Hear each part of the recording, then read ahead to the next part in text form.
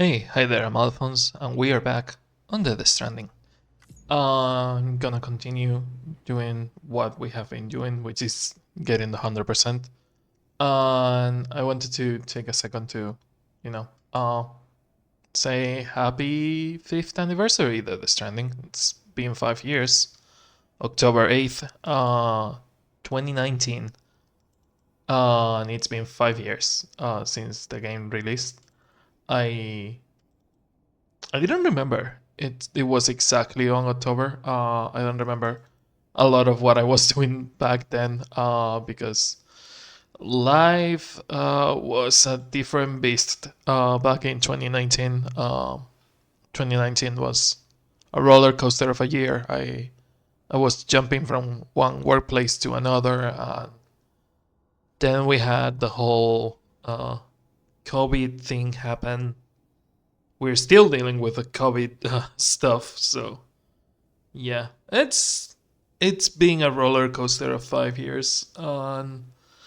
Death Stranding has been there for thick and thin.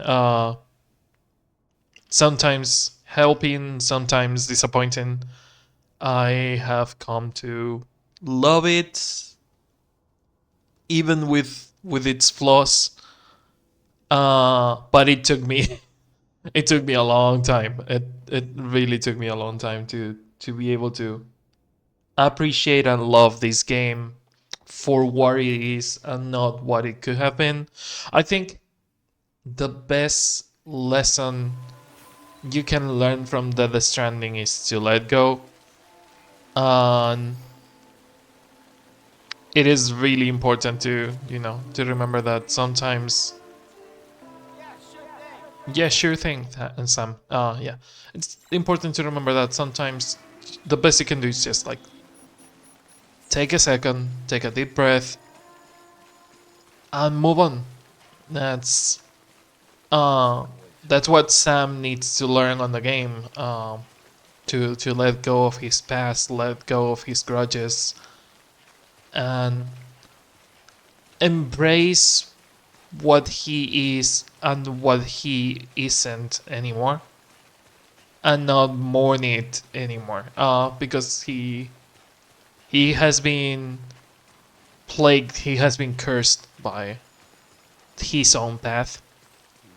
Like the way he lived after losing his wife and losing his baby.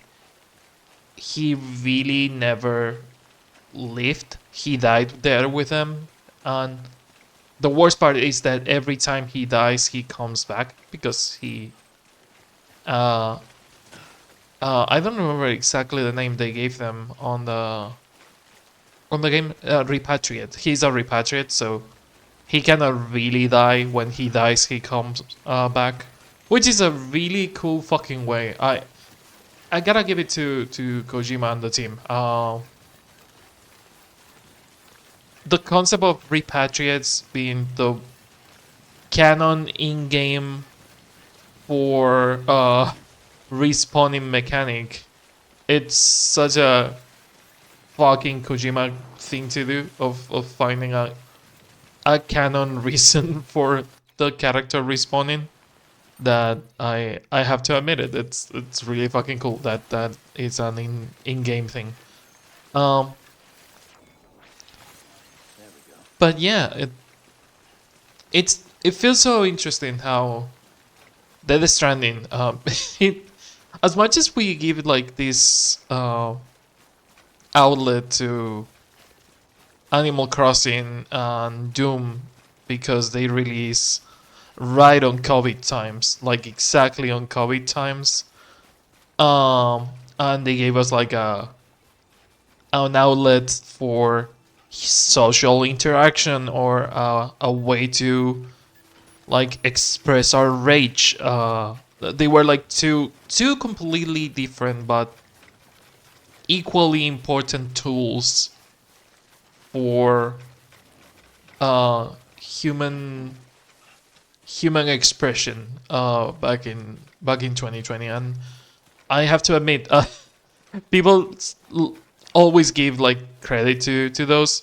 I have to admit that Death Stranding had a lot of weight on that also because Death Stranding, even though it released on October 2019, where COVID, yes, was a thing. Uh, COVID. It was called COVID-19 because it started on 2019. As much as most people didn't pay attention to it until 2020, it started on 2019.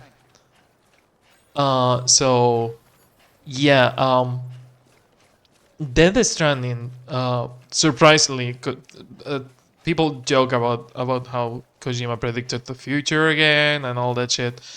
I don't really fucking care. Like I don't think Kojima predicted the future. I think he's good at like reading the events, and he sometimes like is able to quote unquote predict the future. And by quote unquote predict the future, I mean that there is no fucking way, like no fucking way Kojima could know about COVID-19 when they were making Death Stranding, especially keeping in mind that Death Stranding was in development for years. Like the concept of Death Stranding was way older than the pandemic, so there's no fucking way that happened. That Kojima just predicted the pandemic. But it's an amazing fucking coincidence. I have to admit that he predicted, quote unquote, predicted a pandemic on a game where there's like a. It's just a post-apocalyptic thing. Like any game that is post-apocalyptic enough and isolates the characters kinda could have predicted COVID. Like it's not really that difficult. Like if anyone really is a post-apocalyptic game with isolated people, they kinda predicted COVID. So it it's not that Kojima did an amazing thing. It's more that the coincidence is fucking amazing. Um, but I find it interesting.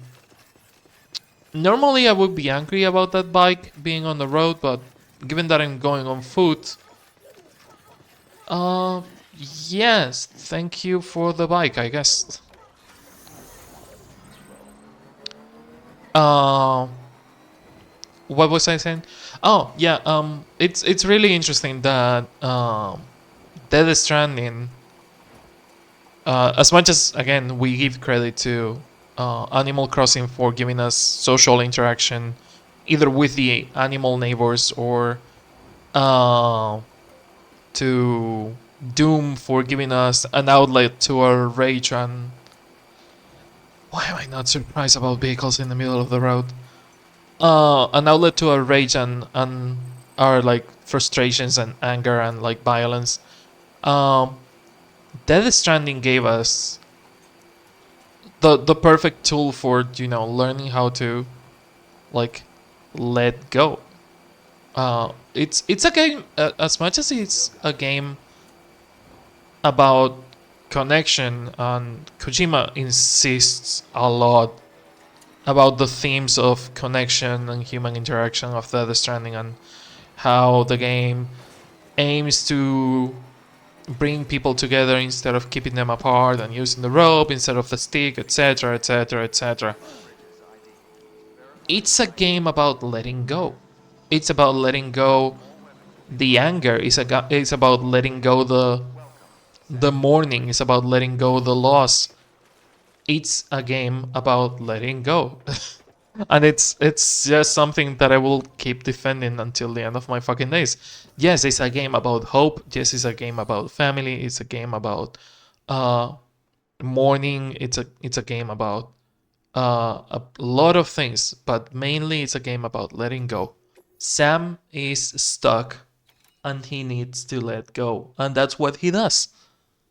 That's what he does through the entire game. He learns to let go, and I think it's a message that is special, especially now.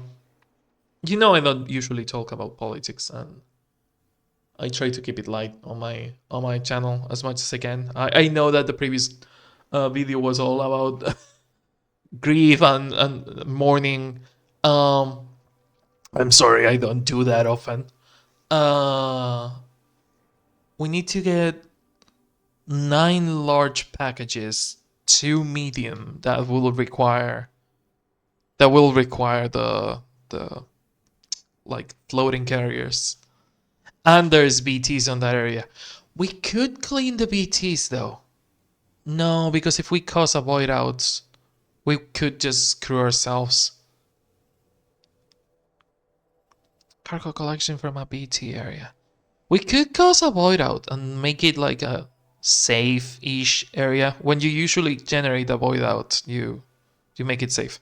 But no, we're gonna take it easy today.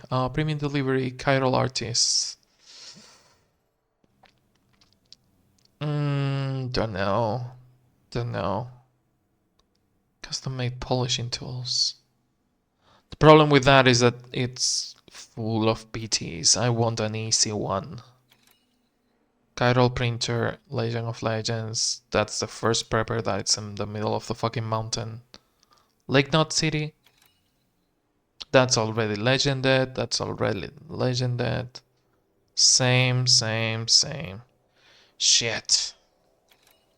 I wanted an easy one.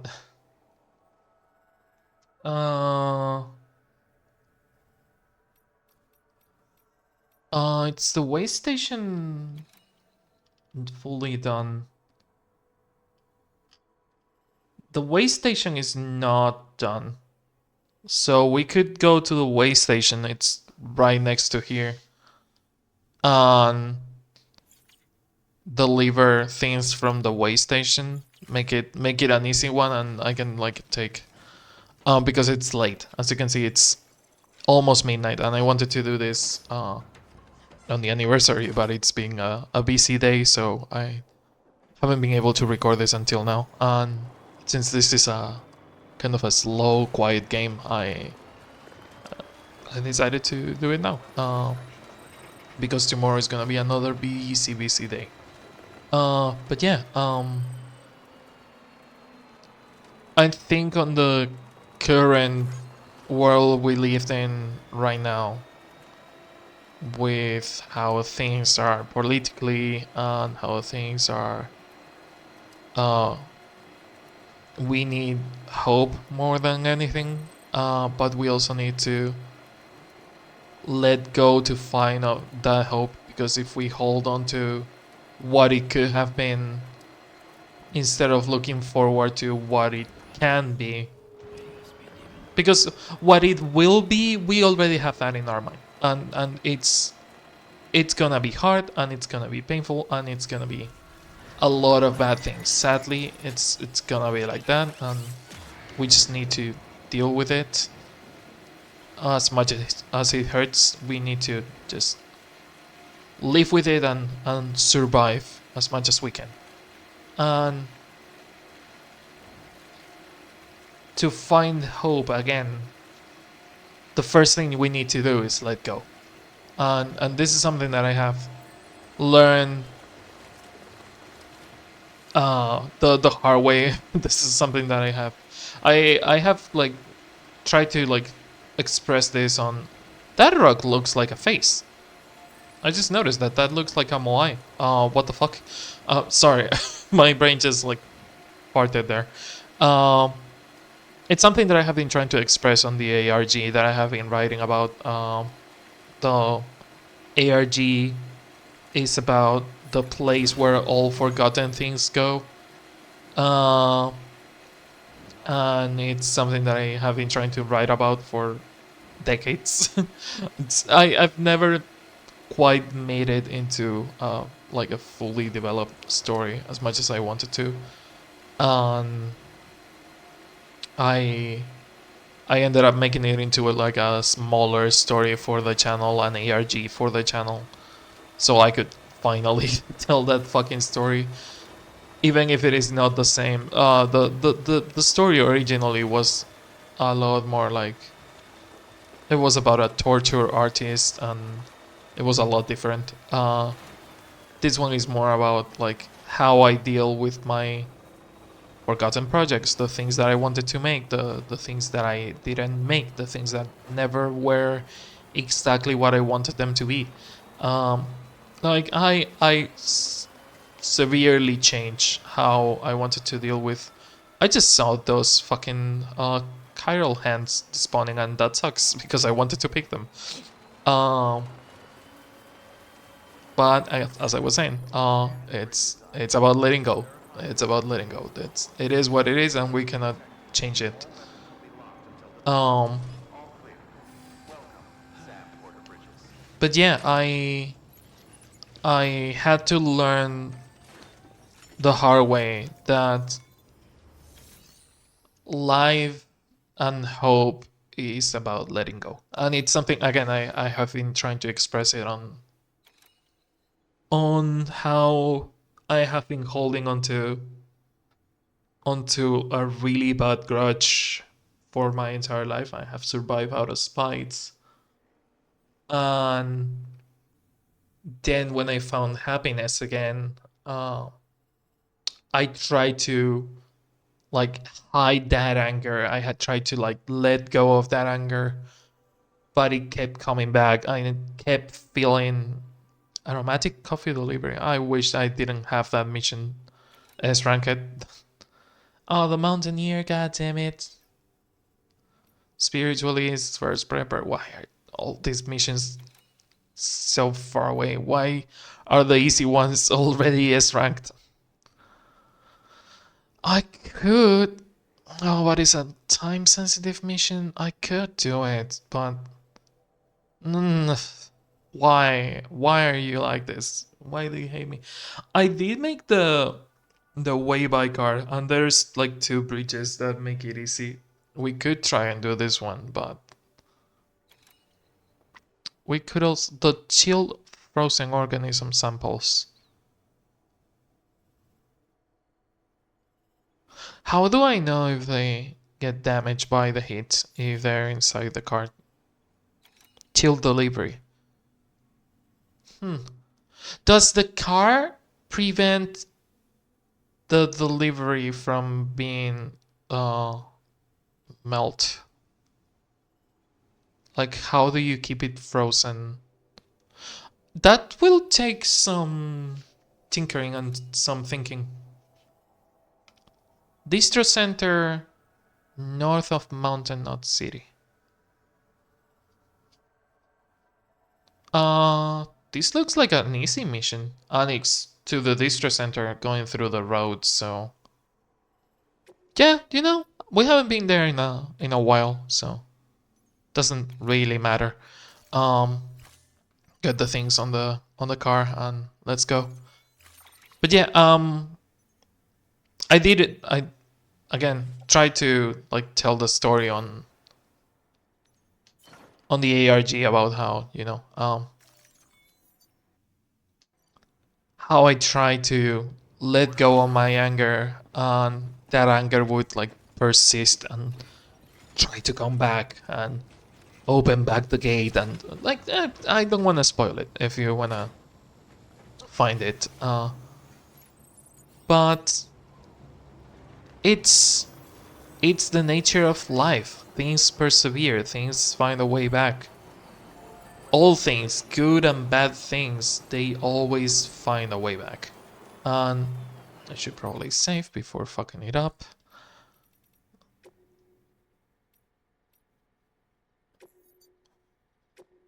Cannot save while driving a vehicle. That's fun.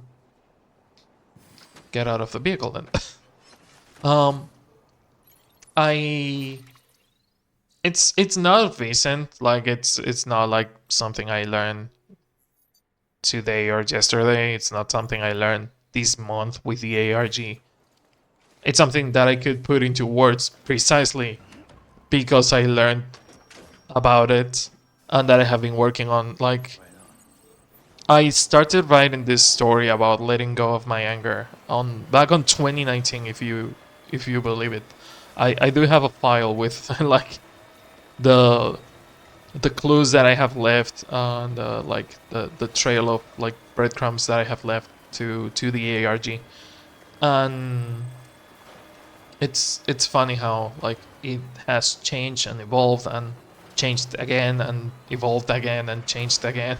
Like it's an ever evolving story, and I fucking love every every sentence about it, and I have become a lot better at writing in English because I was always decent at writing in Spanish because I have learned I have read a lot in Spanish. I have learned how to write on different styles and how to like mimic those styles and how to find my own voice in writing and how to create voices and give voices to my characters and do a lot of things in Spanish that I have never been able to do in English until now. And I still have a lot of trouble. Like I'm still trying really hard to like especially work on the giving recognizable voices to my characters, like being able to write a text from a character perspective without saying their name or any like situation that like reveals that who they are, and trying to give them, there is no chip in there, right? There is something in there. What are you? Home? What do you mean home? But yeah, I have been like working hard on trying to like give voices, and this is all Remedy's fault because I was reading the Alan Wake Files. The Alan Wake Files is a book that they released after Alan Wake 1. That I'm pretty sure they released it either with, was it with the Alan Wake 1 remaster or was it with Alan Wake American Nightmare? It might have been with American Nightmare. Um, they released the Alan Wake Files, and it's a book about a character that you meet in the game and how he's like dealing with the events and post events of the first game. And I find it really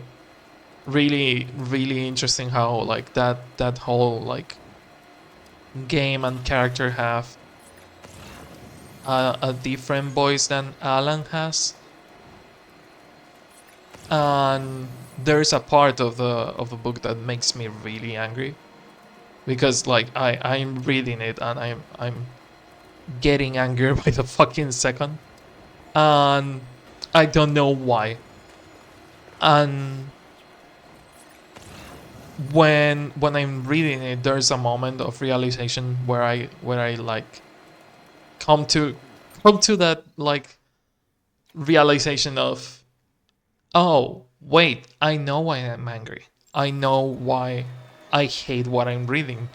It is written by this specific character that I don't want to spoil who it is in case you haven't played Alan Wake 1, and if you haven't, please for the love of fucking god, go play Alan Wake 1. It's a really good game. Um but I hate this character with a passion. He's a narcissist, he's an asshole, he steals from everyone, he always believes he's in the right, like most villains do. And the way he speaks and the way he writes is like really easy to recognize. And that writing said nowhere that it was like he's writing until like after you stop reading it, like after you are done reading it, it doesn't tell you who wrote it.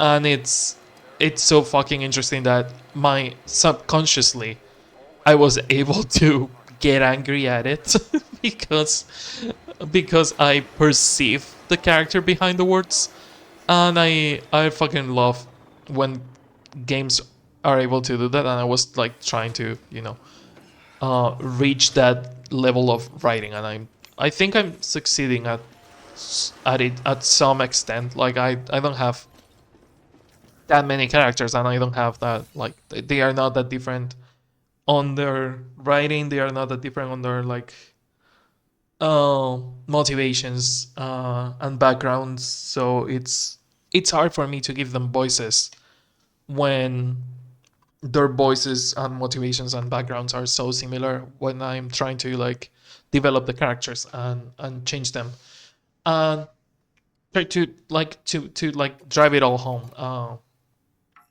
280. Okay.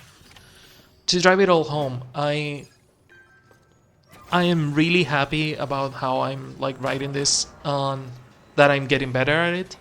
But what I'm most happy about is that I'm able to finally like tell this story about how I reconcile my own like emotions of I have survived out of spite during my entire life and now I have found happiness again. But that spite kept creeping into my life and tried to like remind me that I survive out of that anger. I survive out of like fear in the future and dread in the future because the universe always hides their hand. Like the universe loves showing the hand right before slapping you. Like it will give you a hand and you will think that that hand is for helping and the hand immediately will slap you because that has been my life experience. That's how I perceive life and the universe my entire life. Also 280 Legend of Legends. Sorry, need to write it down. But yeah, 280 Legend of Legends. Let me go back to the craftsman. I think it's called. Yeah, the craftsman. Let me go back to him. We can do like the hard missions later. Well, on the next video. For this one, I will just like take a drive and enjoy this. But yeah, I wanted to tell this story about how like I have dealt with, you know, anger problems and trying to find a balance, and how I eventually learned that. And this is something that a lot of people need to learn, but on their own like terms, because it's something that you need to like find the balance yourself on your own life. Not everything can be happy. Like an ever happy life will lead to not being able to handle crisis when they arise, and sadly there are a lot of things out of our control. Like you can never have a never happy life, and I think that during 2020 and 2021 a lot of people that had a normal happy life their entire life found out that uh, the universe doesn't give a crap about you having the perfect life. And sometimes the universe will just like fuck everyone over. It's not just a single person or a single group. It's just for everyone. So sometimes you need to learn how to handle crises, and that's it. Um, and I think that you need to find a balance, and that's where I wanted to drive the point on. Um, you need to find a balance between happiness and anger and like your emotions. You need to balance them in a way where you are happy with where you are at the moment. Sometimes you will need that anger. Sometimes you will need that spite. Sometimes you will need to survive out of it. And it's okay. It's okay. Sometimes you will need to let go of that anger. What if you have been holding a knife your entire life, fearing that someone will come and kill you, and you have been holding that knife to defend yourself for your entire life? Sometimes you will have to drop it, and that's okay. And it's something that you need to learn, that even the biggest predators need to sleep. Even the biggest preys need to stop fearing for their lives at some point in their life. Like, there is always a change. There is always a moment where you can let go. There is a moment where you can like be different and find a difference. Like, and even if your life is perfect, then question what would happen. Like, I don't want to cause anyone a like an existential crisis or anything, or like cause you to like question uh your existence and how you like live it. Um, but sometimes it's like safe and healthy to question: am I really happy, or am I just content? Like, am I just like surviving? Am I living? Am I striving? Like, you sometimes need to like question where you are and where you're going. And I think that's, and driving it home again, that's the real message of the Death Stranding. You have a character stuck in his own ways, stuck in his way of living like a dead man, not interacting with anyone, being just a ghost that delivers and that never actually leaves.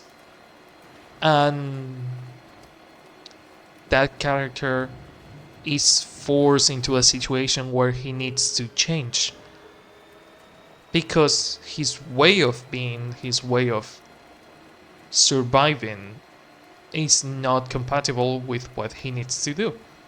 And eventually that leads to him rethinking about like his priorities, his way of surviving, his way of living. Is it worth it? Is it the same as it used to be? Is it something different that has changed over the years? Is it something that is worth keeping or worth changing? There is a big message of change and letting go on the Stranding that sometimes goes unnoticed for the, I would argue, bigger messages of like grief, loss, and the complete opposite, hope of the Stranding. I think the smaller tool of letting go, which drives the plot along to the bigger moments of grief and hope, uh, gets overlooked sometimes. And I wanted to like talk about this on today's episode because again, funny enough, about overlooking things. I think precisely on the previous video where I talk about grief and my process at grieving at length.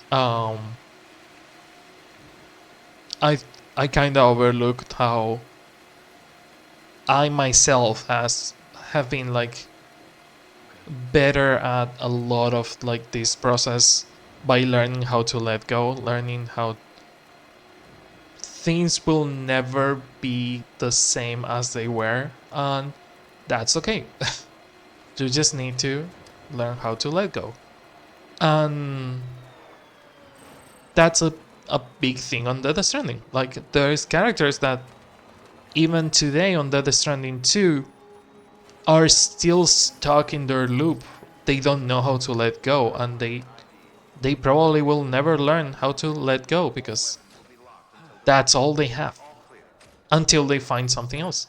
And I'm looking forward to maybe seeing those characters either evolving and learning how to let go and finding a new way of living, or seeing how being stuck and not letting go affects those characters.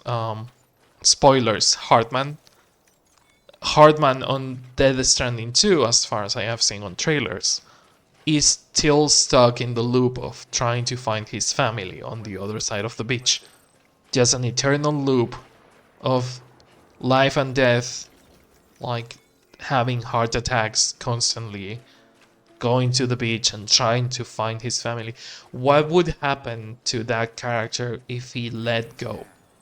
How would his life change if he let go, if he was different? How would he change if he stopped trying to do that? And I really, really wonder. I should have taken a screenshot of when we went to the distro center of North City. God damn it.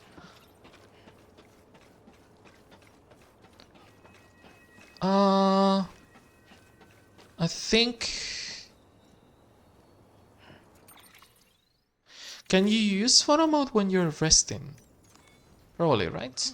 Not a moment too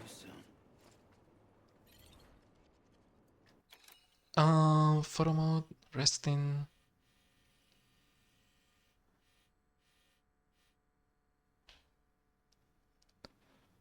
I think this works.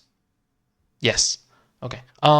Because I wanted to, make like different thumbnails. I talked about that on the other stream.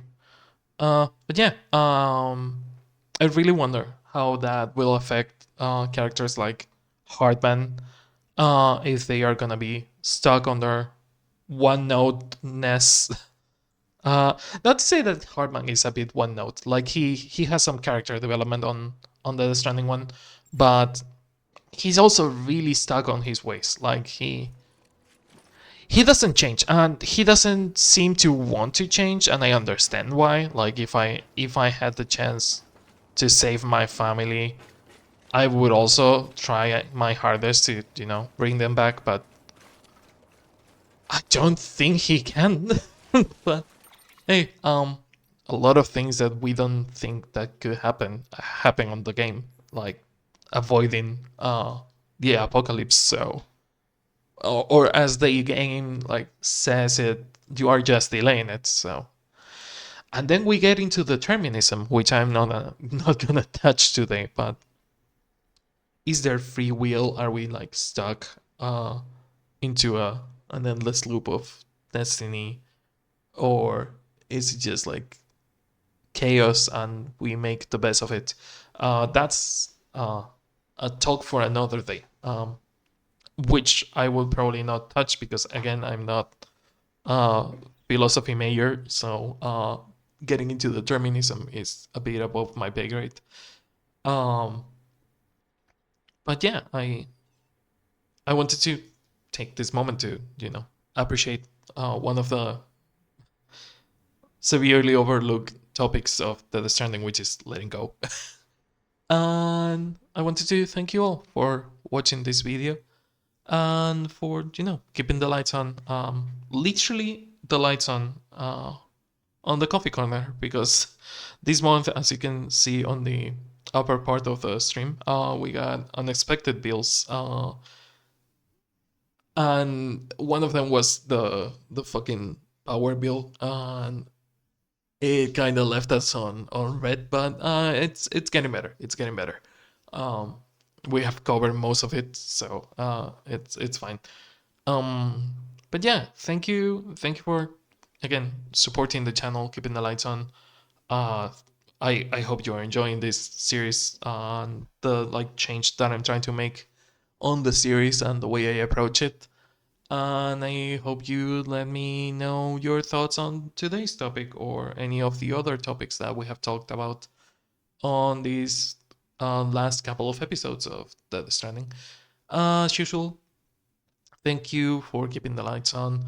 Orionidas, Rico Dino, Mr. Peak Gamer, DLM, Blackstar, Toki, Max2 was taken, Yui, and Greg, and Shadow Mage Alpha. And if you want to be on the credits like them, you just need to support the channel however you can, and you can do it by on the streams, subscribing, gifting subs using bits, tipping on the streams, or on Coffee. You can also subscribe to Patreon, where you will find exclusive content and early access to the videos that I make on the channel, the special videos that I make on the channel, not just the gameplays, or the gameplays are daily. They are like for everyone. But you can find early access to things like the taste and aftertaste videos that you will get.